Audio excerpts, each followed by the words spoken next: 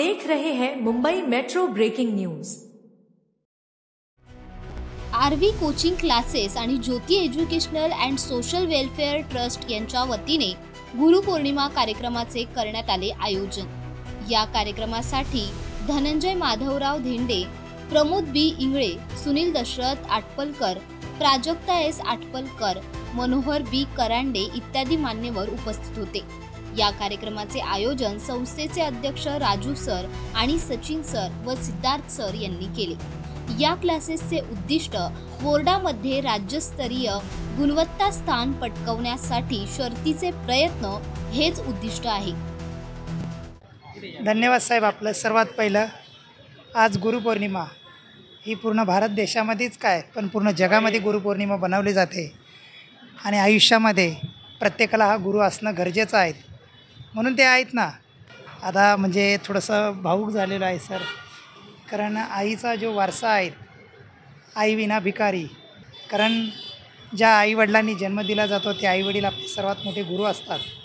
त्यांच्यानंतर आपण जेव्हा शाळेमध्ये प्रवेश घेतो, शाळेच्या माध्यमातून आपल्याला वेगवेगळे गुरु भेटतात आणि त्या गुरुच्या मार्गदर्शनाखाली आपण जे काही आपलं जीवन किंवा येणारा काळ घडत असतो तो सर्व गुरुच्या मार्गदर्शनाशिवाय घडत असतो।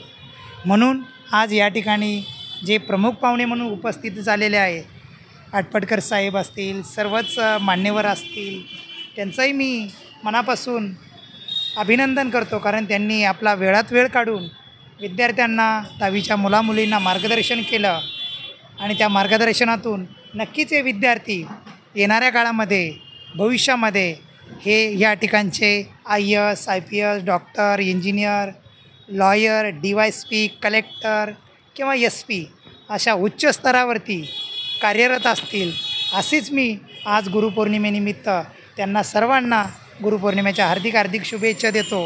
आणि त्याचप्रकारे आपण पत्रकारांनाही मी गुरुपौर्णिमेच्या हार्दिक शुभेच्छा देतो।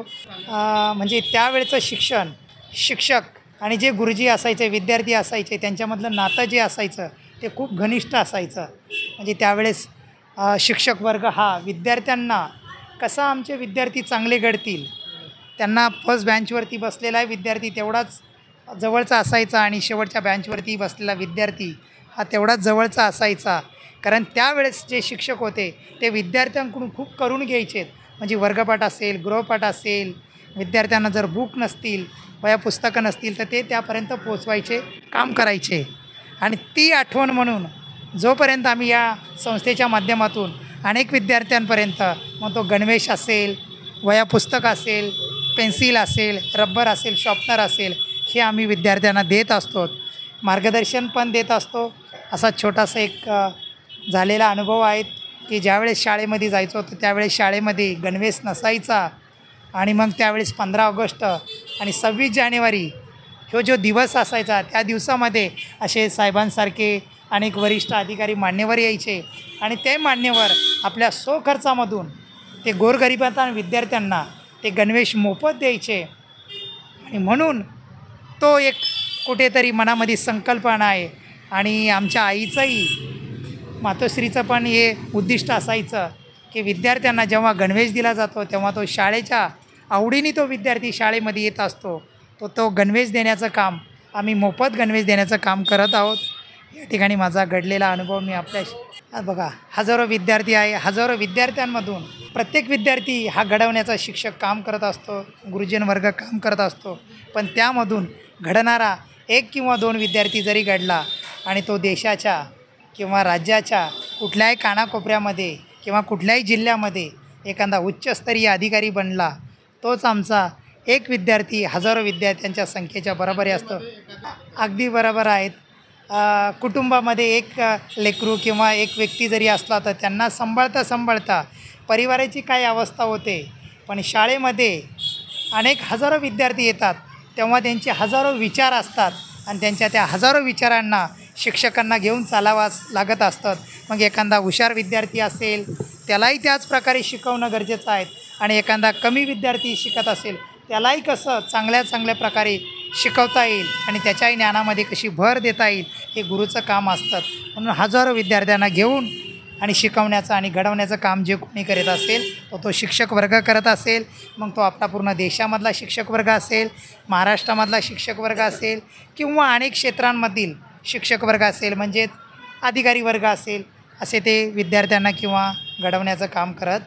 नक्कीच अशी चॅलेंजिंग गोष्ट आहे की ह्या विभागामधील अनेक गोरगरीब विद्यार्थी आहेत, म्हणजेच की सामाजिक आणि शैक्षणिक ह्या गोष्टीचं म्हणजे त्यांची आर्थिक परिस्थिती ही खूप दुर्बल आहेत आणि हा स्लम एरिया आहेत.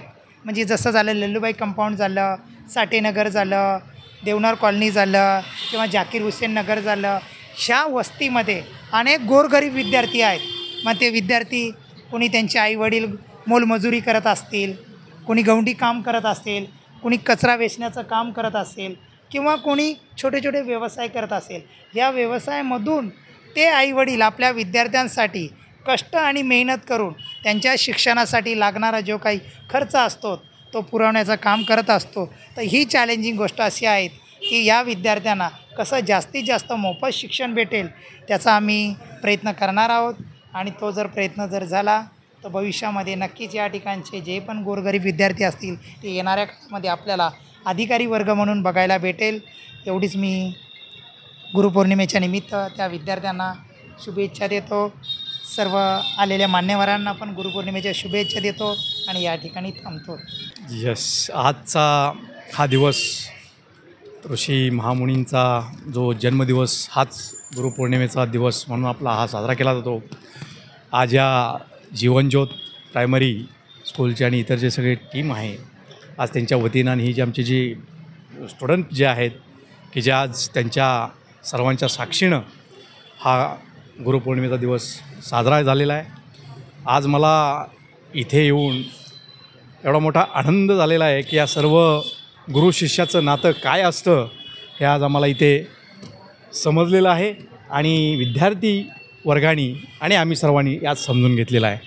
याच्यामध्ये या गुरुपौर्णिमेच्या निमित्तानं मी त्यांना हेच म्हटलं आहे, आमची सगळीच टीम यामध्ये झालं की जो शिकेल तो टिकेल आणि भविष्यात तुम्हाला शिक्षणाशिवाय तरुणोपाय नाही.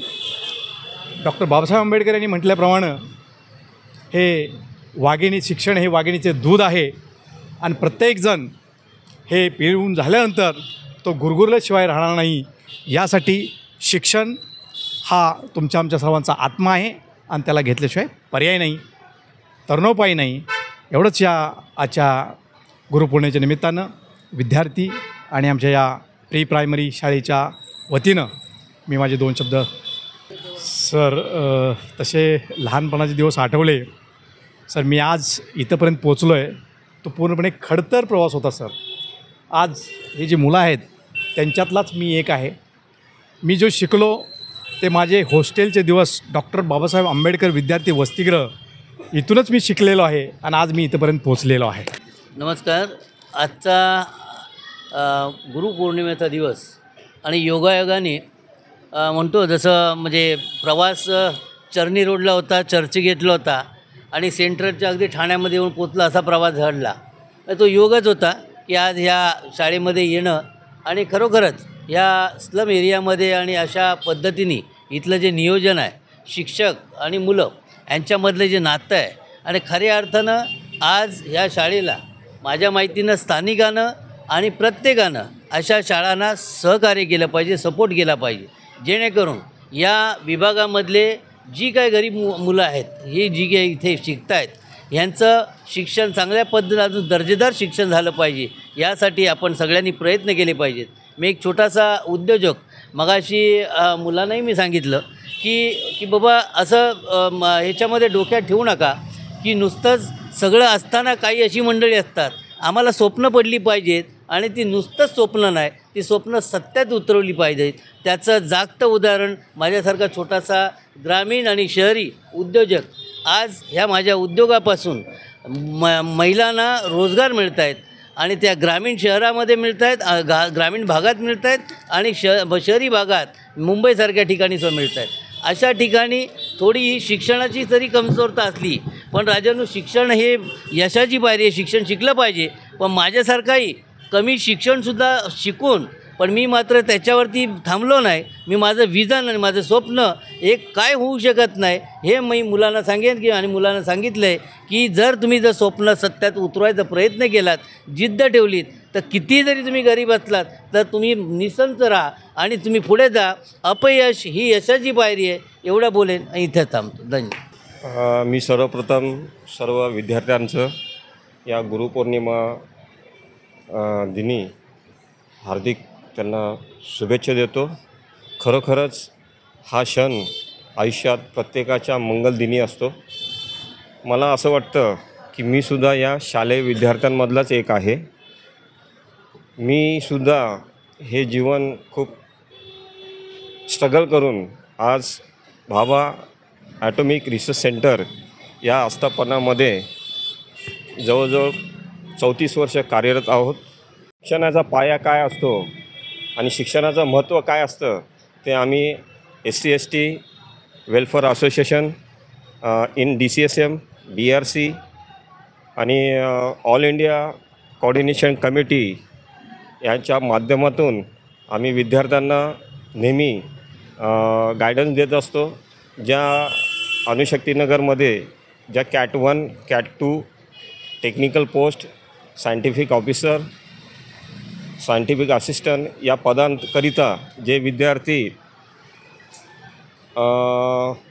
एक्झामला बसतात ते त्यावेळी अगोदर आम्ही मुलांना प्रिपरेशन म्हणून त्यांना टीच करत असतो.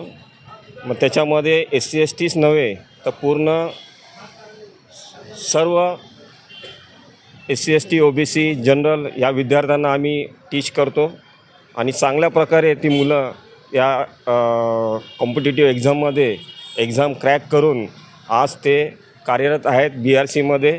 तर मला असं वाटतं की ह्या विद्यार्थ्यांनासुद्धा माझं एक असा संदेश आहे की शिक्षण हे खरोखरच शिक्षणाशिवाय पर्याय आणि प्रत्येकाने आपला एक एम ठेवला पाहिजे, जिद्द असली पाहिजे, एक गोल असला पाहिजे की शिक्षण घेऊन मी अशा अनुसंधान केंद्रामध्ये मी कार्यरत कसा होईल. ह्या विद्यार्थ्यांना मी ह्या माध्यमातून संदेशही दिला आहे की आमच्या आस्थापनामध्ये आमच्या SC/ST welfare association in DCSM, BRC, all India coordination committee च्या माध्यमातून जे काही त्यांना मुलांना सहकार्य देण्याचं काम आम्ही निश्चितच करीत आहोत आणि करीत राहणार आहोत. पुन्हा एकदा मी या गुरुपौर्णिमेच्या निमित्ताने या विद्यार्थ्यांना शुभेच्छा देऊन मी इथेच थांबतो. धन्यवाद. मला खरंच खूप छान वाटतं आहे ॲक्च्युली. राजू सर आणि सचिन सर यांचं खरंच खूप खूप धन्यवाद की आम्हाला आमंत्रण केलं आणि मुलांना भेटून असं खरंच वाटतं की त्यांच्यामध्ये ती एक असं एम आहे, एक गोल आहे की नाही त्यांना करायचं आहे. आणि सर पण एवढी मेहनत घेते त्यांच्या वाटे की त्यांचे ट्युशन्स चालू आहे, क्लासेस चालू आहे. मग त्यांचं असं आहे की आता त्यांना नेक्स्ट इयर ह्यांना बोर्डमध्ये टॉपर यायचंच आहे आणि मला नक्की वाटतं की मुलं हे करून दाखवणार. आणि खरंच गुरुपौर्णिमेच्या ह्या दिवशी खूप भारी वाटलं आम्हाला इथे येऊन. So thank you so much sir.